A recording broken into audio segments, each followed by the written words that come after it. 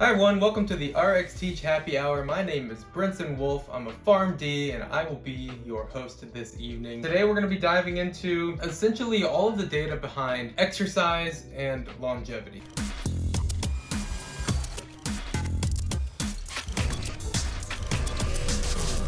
Along with that, we also have a huge appreciation for very good liquor. And as you can see here on my left, I have a number of options. Today's drink is the Ardbeg Uigeadail. This one is a hell of a scotch. As always, I'm using my Harry Potter glass because I am a massive Harry Potter nerd at heart. For any of my fellow Hufflepuffs out there, this glass is for you. This is a fantastic scotch for anyone who hasn't tried it. It's a little bit heavy, I guess, on the nose. So when I smell this, for instance, it's as if I'm out camping, which I love to do. I love camping. Sniffing a campfire, warming up my hands. This just really brings me to the outdoors and those smoky, peaty feels. So cheers, and again, welcome to the channel. So I'm a massive fitness nerd and a Hufflepuff nerd. With that being said, I'm a huge fan of Peter Attia, for instance, and his ability to really convey the associations between fitness and longevity. We're gonna go through a couple of different papers today, some of the data around why you should absolutely be exercising if you want to live longer and do the things in old age that you like to do today. It's not just about extending the life, it's about health span. Health span being your ability to do the things that you're enjoying now in older age. It's your ability to stay healthy, stay physically active, stay cognitively aware. All of those things are very closely associated with exercise, in fact, and we are going to dive into some of that data. So let's do it. First sip. Welcome to the happy hour. For all the providers in the audience, I have one very simple question for you. What did you learn in school about exercise? Whether it was pharmacy school, medical school, nursing school, if I have any dentists out there in dental school, for me it was pharmacy school.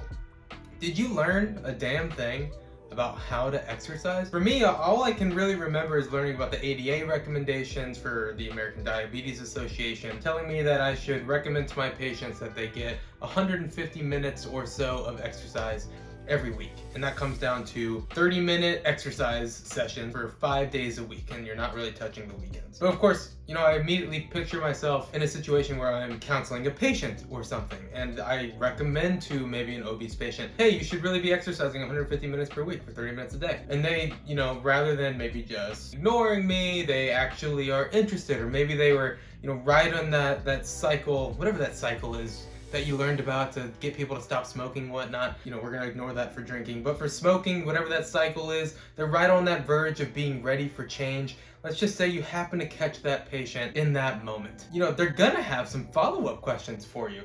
Follow-up questions like, what kind of exercise should I do? What side effects of exercise should I expect? How am I supposed to track my progress? If I can't run, does jogging count? Can I just go on walks? If my goal is X, Y, or Z, what's the best exercise for me to achieve those goals? And then maybe most importantly, why should I care about exercise? But why? It's very easy to not exercise. I think everyone understands that. But once you have an understanding of the benefits of exercise, which is going to be the point of today's happy hour, I think it really becomes much easier to convince yourself of why you should be doing it. Again, ignoring drinking for a second, but exercising in general, the data is overwhelmingly positive in association with exercising, and we're going to go over some of that now. But I just really want to point out that I do think there is a disservice right now in academia, regardless of your academic background. I don't think you're being taught how to help patients with these questions. We're not really focusing on a prophylactic approach to medicine. Everything is in response to illness. Prediabetes is, we're getting somewhere with prediabetes, but, really you're not doing many data-driven interventions until you're diabetic. And in school, as much as we like to harp on politicians trying to keep the focus of healthcare on the responsiveness side rather than the prophylactic side because of dollars spent or whatever it is. The truth is, in academia, it's just as bad. We're not focusing on these topics. And so if you're interested in helping your patients live a longer, healthier, happier life, or you're interested for that yourself, which I encourage you to be, this is going to be for you. And let's actually start diving now into some of the data behind why we know that exercise is so damn good for you. We're going to start with cardiorespiratory fitness. Specifically, this is going to be broken down into zone 2 and VO2 max training. I'll put some information over here on the side for you. This is really, really important, and your Cardiorespiratory fitness has a lot to do with your aerobic capacity. Think about back in school, like I said, for heart failure, for instance. What are the categories of heart failure based on the activities that you are or not, Jesus, or are not able to do? That has a lot to do with your cardiorespiratory fitness and very specifically your VO2 max. VO2 max is a huge measurement. Essentially what your VO2 max is, as I'll put on the side here, is your maximum ability for your muscles to utilize oxygen during exercise, but really during any kind of activity, right? We know that VO2 max in particular, although there are many ways to train VO2 max, we know for sure that VO2 max is associated with not only an increased lifespan, but even more specifically, an increased health span, which is going to be exceedingly important to us as patients, ourselves, and as healthcare providers as we are coaching our patients through these things. I'm going to focus today on the Mansager et al. Publication from 2018. Link in the doobly-doo or down there, whatever I don't know what we're going to call it here yet in this whole happy hour. But I'll link it somewhere. I'm just going to go through some of the crazy findings from this particular study. If you are a Peter Attia fan, as I am, you'll know that he speaks about this trial quite a bit in his podcast and certainly in his novel Outlive, which I highly recommend. So in this trial, we really are going to be looking at a lot of all-cause mortality data. So death by any cause, whether you got hit by a truck and died, or you had a heart attack and died. All of those deaths are going to be captured in this data.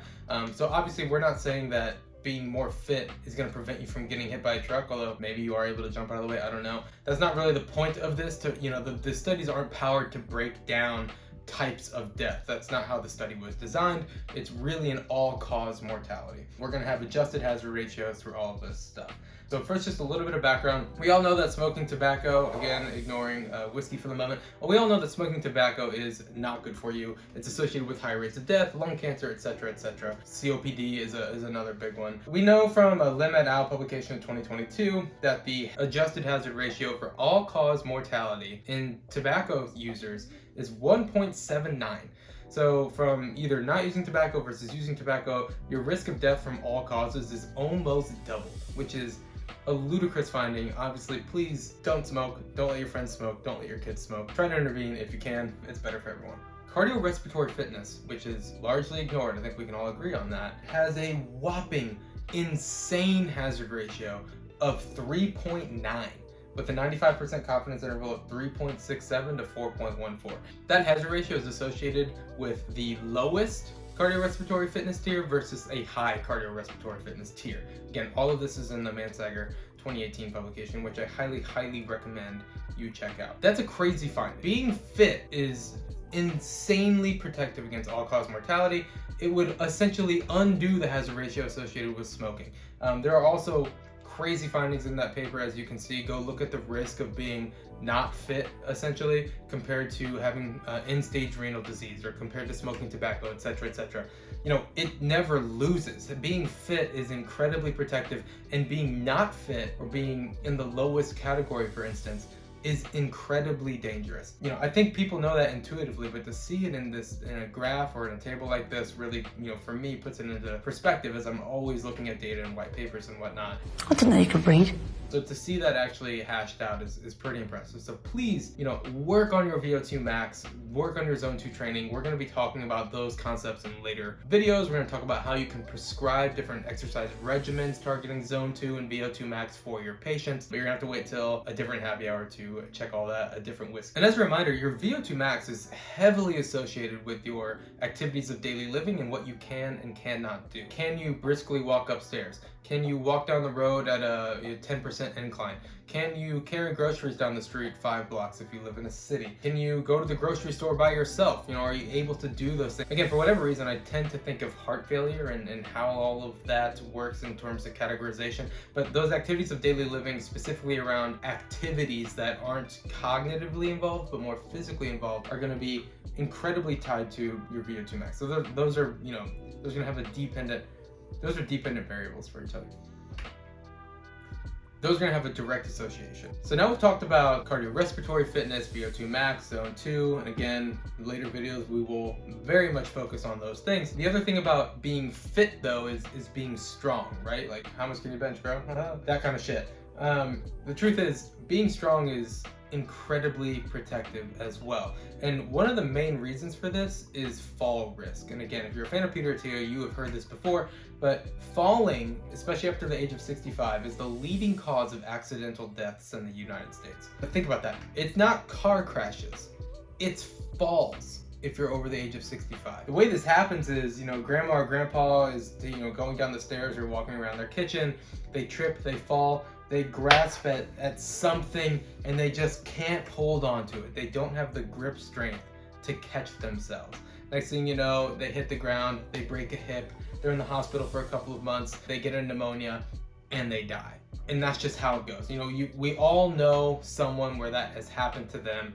It's a terrible, horrible outcome. I don't want to call it something that we could always prevent, because obviously you're not going to prevent all accidents, but you can drastically decrease your risk of suffering and dying in that way by simply training your grip strength and having grip strength into old age. Now, granted, there are a lot of other aspects of strength associated with longevity, especially muscle mass and strength in general across the legs, the torso, etc. It's not all about grip, although grip is incredibly important. The other thing about strength, and honestly the VO2 max stuff, is quality of life. The things you're going to be able to do by yourself, if you're strong enough to do so, are very important. For instance, Peter Attia is always talking about, is he going to be strong enough to lift his grandchild up at some point when he's old? Is he going to be strong enough to travel by himself and lift his carry-on luggage into an overhead compartment on an airplane? Those types of things require a level of strength that, honestly, if you're not training for it now in your 30s, 40s, 50s, once you hit your 60s and 70s, you've essentially taken it for granted your whole life. You haven't focused on retaining that ability, and next thing you know, you're not able to do it at all. And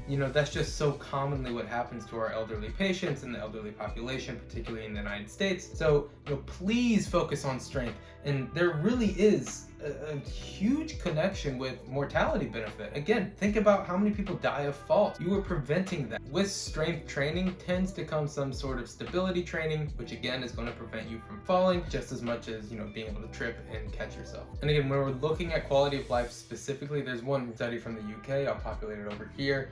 It was Veronese et al. In 2022 showed that a poor quality of life was associated with sarcopenia. If you don't know what sarcopenia is, that's essentially a degradation of muscle associated with aging, which is exactly what we're trying to prevent by prescribing our patients different exercises. And the odds ratio for quality of life was 5.82 with a confidence interval of 3.45 to 9.82. So, relatively wide confidence interval, but way over 1. Obviously, sarcopenia is associated with a decrease in quality of life, which I think is something that we would all know intuitively.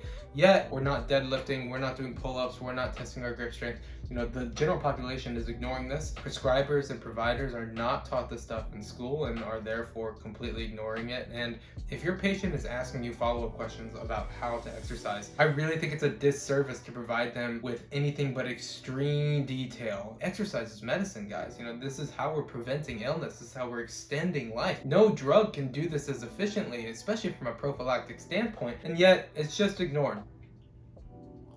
Your patients are going to be asking you these things as well. How do I balance the things that I'll enjoy with the things that are going to make me live longer? And there's ways to do this, guys. You just need to prioritize certain things. You need to limit yourself and others, but you can find a balance where you can be happy and healthy. And that's really the key to all of this.